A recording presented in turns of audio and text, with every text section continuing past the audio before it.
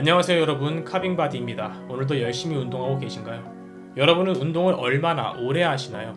주변을 보면 적게 하는 사람은 1시간 미만, 오래 하는 사람은 3시간도 넘게 하는 것 같습니다. 이렇게 사람마다 다 운동하는 시간이 다른데요. 과연 얼마나 운동하는 것이 우리의 근육을 만드는 데 가장 효과적일까요? 1시간? 2시간? 아니면 3시간? 오늘 한번 같이 알아보겠습니다. 사실 많은 분들이 들어보셨을 겁니다. 웨이트 트레이닝은 1시간 안쪽으로 짧게 끝내는 것이 좋다.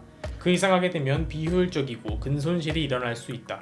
오버 트레이닝을 조심해야 한다. 뭐 이런 이야기예요. 여러 논문에서 45분에서 1시간 사이를 말하지만 현실은 조금 다를지 모릅니다. 실제로 주변에 쇠질 좀 하는 사람들 치고 1시간 미만으로 운동하는 사람은 잘 없죠. 대부분 더 오래 하는 것 같습니다.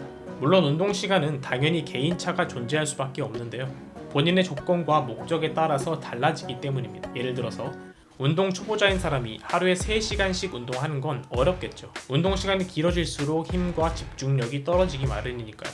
근육을 만들고 싶다기보다는 건강을 위해서 땀을 흘리고 그저 힘을 사용하는 것 자체를 목적으로 두고 운동하는 사람들 또한 너무 많은 시간을 운동에 할애할 필요는 없을 겁니다.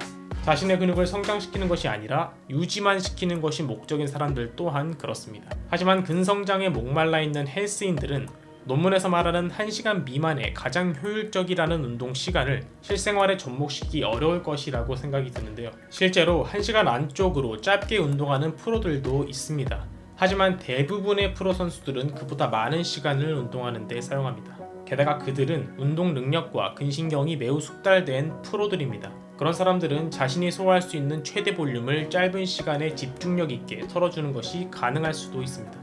하지만 대부분의 우리들은 그렇지 않죠. 오히려 초보자일수록 더 많이 운동해주는 것이 좋을 수 있습니다. 아직 제대로 근육을 사용하지 못하기 때문에 1시간 운동으로는 부족한 경우가 많을 겁니다. 그래서 더 오래 운동하면서 근신경을 발달시키고 운동에 능숙해지는 과정이 필요하죠.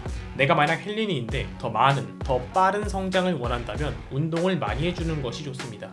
그리고 운동을 많이 해준다는 건 아무래도 운동 시간이 늘어날 수밖에 없겠죠. 물론 그렇다고 오래 운동한다는 것이 빡세게 잘 운동했다는 뜻도 아닙니다. 자신에게 부족한 강도로 그저 시간을 오래 사용하고 있을지도 모르기 때문이죠. 개인적인 취향으로는, 아니 취향이라기보다는 소망으로는 운동을 짧고 굵게 빡세게 하고 끝내고 싶습니다. 정말 그렇게 운동하고 싶어요.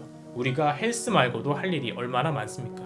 하지만 저는 그게 잘 안 되더라고요. 최대한 집중해서 한다고 해도 하다 보면 1시간은 훌쩍 넘어가는 날이 대부분이었습니다. 그냥 단순하게 시간으로 계산을 해봐도 한 부위를 5가지 종류의 운동으로 10회 5세트씩 진행한다고 했을 때 세트간 휴식 시간을 1분으로 잡고 운동 수행 시간도 1분이라고 잡으면 한 운동당 9분씩 시간이 소요됩니다. 그렇게 5종류를 모두 수행하면 45분 동안 운동하게 됩니다. 이것도 하루에 한 부위만 운동하고 그냥 기계처럼 그 자리에서 바로바로 수행했다는 단순 수학적인 계산입니다. 실제로는 하나 이상의 부위를 운동할 수도 있고 운동하면서 기구도 바뀌고 자리 세팅도 하고 물도 마시고 할 테니 무조건 더 시간이 오버될 겁니다. 게다가 우리는 본 운동만 진행하는 것이 아니죠. 스트레칭, 웜업, 유산소까지 이러한 전체적인 웨이트 트레이닝의 루틴을 돌려보면 1시간으로는 어림도 없지 않나 싶습니다.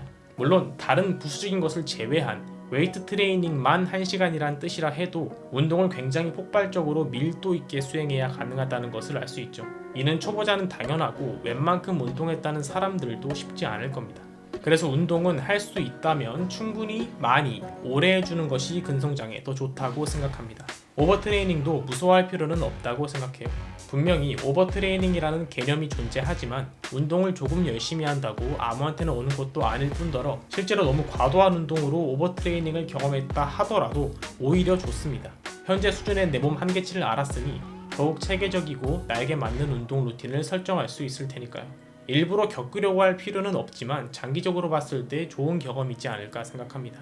그렇게 제대로 근육에 타격을 줄 수 없는 미숙련자 레벨에서 오랫동안 운동을 꾸준히 해주면 근육을 사용하는 것에 점점 숙달되고 성장하게 될 것입니다. 그 정도 레벨에 올라왔다면 그때부터는 시간에 집착하지 말고 높은 집중도를 유지하면서 밀도 있는 운동을 짧게 해주는 연습을 하시는 겁니다. 너무 이론적이고 학술적인 내용에 매몰될 필요는 없습니다.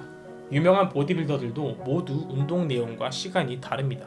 그러니 1시간 안으로 운동하는 것이 무조건 좋다고 말할 수는 없는 것이죠. 1시간뿐만 아니라 다른 시간도 마찬가지고 영상 마지막에 아우트로로 항상 말씀드리지만 넘치는 정보들을 참고용으로만 보시고 반드시 직접 해보면서 자신에게 맞는 운동 방법을 찾아가야 합니다. 그럼 다시 한번 모든 내용은 참고용으로만 봐주시고 반드시 직접 해보면서 자신에게 맞는 운동 방법을 찾아가시길 바랍니다.